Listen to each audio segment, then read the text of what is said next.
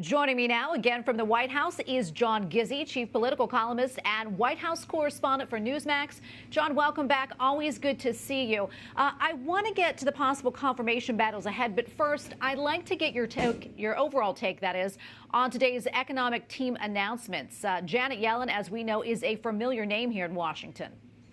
She certainly is, and her appointment is nothing short of history-making. It's not so much that Janet Yellen is the first woman to be Secretary of the Treasury. She's also the oldest person to hold the job at age 74, and she's only the third chairman of the Federal Reserve Board to then go on and be Secretary of the Treasury. Those are the two most powerful economic positions in the country, and very few in American history can say they held both of them. Janet Yellen will be the third. Interestingly, all of the names that were brought out by the office of Joe Biden today are people who are considered of the left.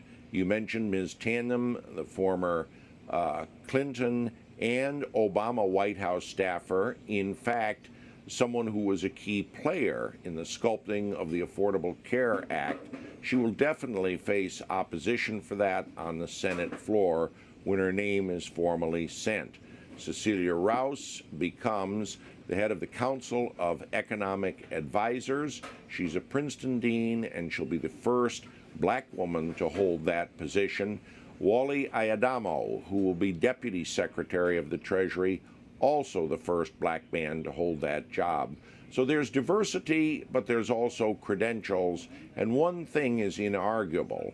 Just as Donald Trump's economic team were to the right, this team is to the left.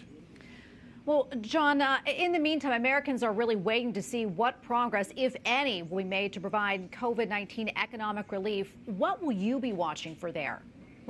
Well, I'm going to watch anything that comes out of the office of the president-elect. And, of course, all eyes are on the vaccine. We know that 3 companies have had tests of the vaccine with 95% success rate. If the Food and Drug Administration okays them, they might be available as soon as the first of the year. That's where most eyes are right now, and in fact, it's been cited as a reason the market has been doing so well.